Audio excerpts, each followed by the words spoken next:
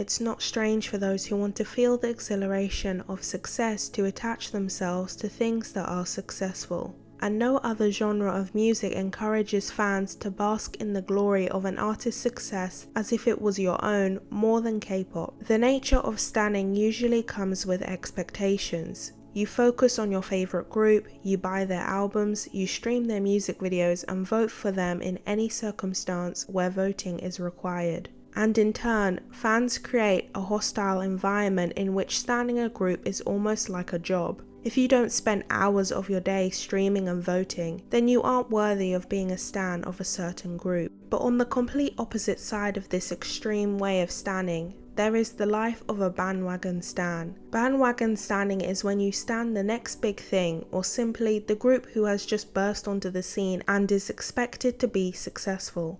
Then once this group fizzles out and releases music that isn't perceived as a big hit, they go back on the lookout for the next big thing and repeat the cycle over and over again. There is a difference between being a casual listener and a bandwagon stan, the difference being that casual listeners will only listen to the music of a group they like without promising to keep up with the group or even closely support them. Meanwhile, bandwagon stans claim that they will be there with the group through thick and thin, only to drop them when they lose hype and attention.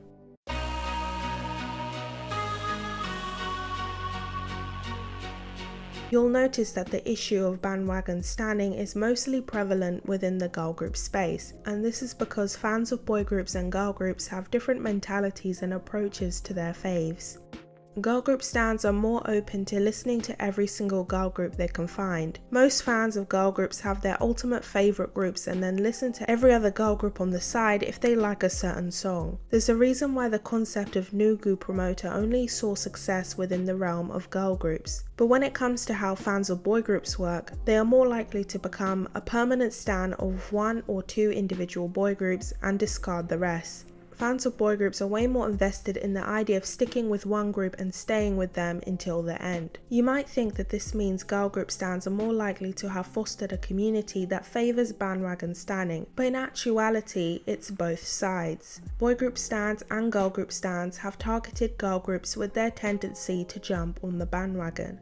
Firstly, boy group stans do have a company stan mentality, especially if the company that birthed their favourite boy group was the group who made the company respected. Through this, boy group stans shower the company's new girl group with praise and boast about their achievements as a retaliation against other girl group stans, almost to send a message that their favourite boy group is under the same company as another successful girl group that you shouldn't look down upon. But when these girl groups get a few more years into their career, boy group stans don't feel the need to keep up with the charade of praising a girl group they weren't really invested in. However, the most common form of bandwagon standing I've seen among boy group stans is the way they love to hype up any other girl group only for the purpose of an argument or a fan war. For example, this is just an example I made up. If they get into an argument with a fan of NMIXX, they will weaponize the numbers of another girl group like IVE. For a while they'll be on the side of IVE because IVE draws in big numbers, but if one day IVE come back and they don't have a hit, they'll end up turning on IVE in favour of attacking them with another girl group. They'll also fail to defend IVE from hate trains if the other side of the argument is their favourite boy group. These types of boy group fans will always put their favourite boy group above the girl groups they pretend to stan. It's not all boy group fans who do this, as some just like girl groups, but if you get defensive as a boy group stan of me saying this, then I don't know, I guess if the shoe fits.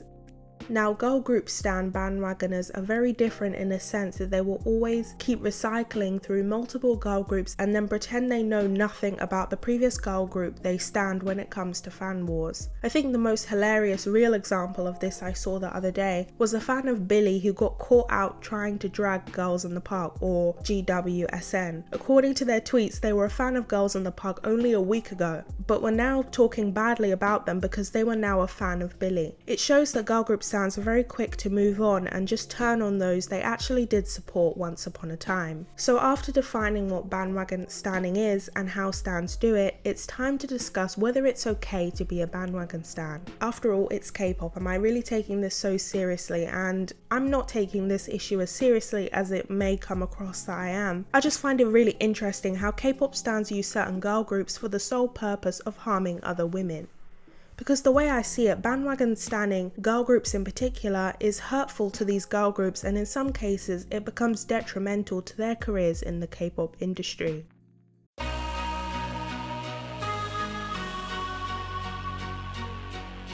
So far, I guess it's easier to believe that bandwagon standing isn't really that harmful to K-pop groups. I mean, it's better to have bandwagon stans than no stans at all, right? Well, the more I think about this, the more I think I'd prefer to have no stans than bandwagon stans. Let's take a look at some of the girl groups I think that have suffered the most due to their fan base mostly being formed of bandwagon stans, and now in present time, their fan base has slowly become a wasteland with only their most devoted real fans left. I can't start anywhere else but Weekly. In my series about K-pop comebacks that crashed and burned, I have spoken in detail about Weekly's last era and their struggles, but I forgot to account for how much they've suffered as a result of international bandwagon stans. You see, for Korean fans, they take standing a lot more seriously than we do. They find one group and that's it, and usually groups that have a large Korean fan base and maybe some international bandwagoners can survive, and this won't really affect them. But for Weekly, who had way bigger exposure across the world and a majority of international fans, the bandwagoning they faced completely destroyed their career at the moment. After Weekly released Holiday Party to negative reviews, the fickle bandwagoners who thought they'd continue to be big due to the international success of After School completely abandoned them in favour of other groups. Weekly are only a recent case, but let's take it back to the group I think were the original girl group with the most bandwagon stans, Everglow. It's true Everglow have had a lot of help in the views department from their company Yuha Entertainment, but at the same time Everglow was still naturally quite popular in the earlier days of their career, even if their YouTube views were inflated. Bon Bon Chocolat was huge in K-pop that year, and later on Dun Dun was also very popular. The problem with Everglow was that they had so many people who claimed they stan the group because they were the new biggest thing, but they never bought Everglow's albums or even listened to their music after the release of La Di Da. However, the most devastating situations of all bandwagon after effects is probably Cherry Bullet. Cherry Bullet received a lot of positive attention for their debut, and I get why people slowly left them because obviously FNC's awful management decisions, but at the same time it still is so heartbreaking. The girls of Cherry Bullet literally had only one era where they got so many new fans, but as soon as they had their first comeback, all these stans left and never paid attention to them again. Even with Cherry Bullet trying to put the pieces back together with Love So Sweet, one of their best title tracks, they still are in slow recovery. In general, I worry for the next batch of girl groups who are being used for show and tell by K-pop stans, all to be dropped when they don't sell as much as they previously did. This includes New Jeans, Stacey, IVE, Les Seraphim, and aespa. Stacey is already going through the first wave of bandwagon stans leaving after the release of Beautiful Monster. Les Seraphim is already losing these stans because New Jeans saw more success than they did, and that's how you can tell a true bandwagon stan, because Les Seraphim and New Jeans are completely different, so how could your taste in girl groups change overnight like that? And then after this they'll turn on New Jeans because these bandwagon stans were only defending Min Heejin because New Jeans are now bestsellers in the industry. And then you're going to drop these poor children who have gone through so much after only supporting them for a month? It's getting ridiculous.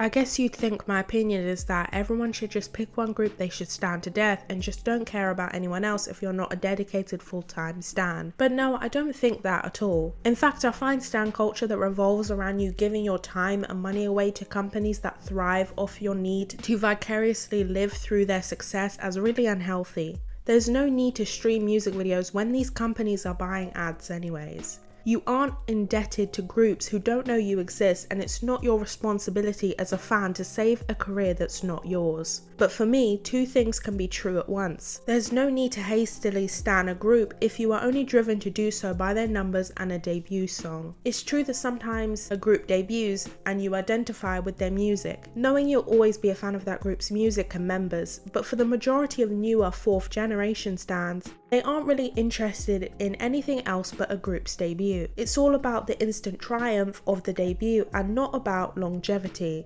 That's a few months out of a 7-year career in the music industry. I've said it once and I'll say it again. It's time to normalize casual listening in K-pop. You don't need to become a stan of a group if you aren't that invested in them and you just like a few songs. In fact, it's normal to be a fan of a genre of music and just listen to anything you like within it. And I get it, sometimes you become a fan of a group because you liked their first 2 albums, but then everything went downhill when they did something that wasn't really your taste. These companies are also partly responsible for the downfall of their own groups. But that doesn't mean you need to switch up on them and start acting rude and hateful to them just because they aren't at the top anymore. Did you even like these groups, or did you just like the status and ego these groups gave you? If you're standing girl groups all for the purpose of using said girl group in a fight with someone else, then I'm sorry, because it's clear that you don't like these girls. And that's all I have to say on the issue of bandwagon standing.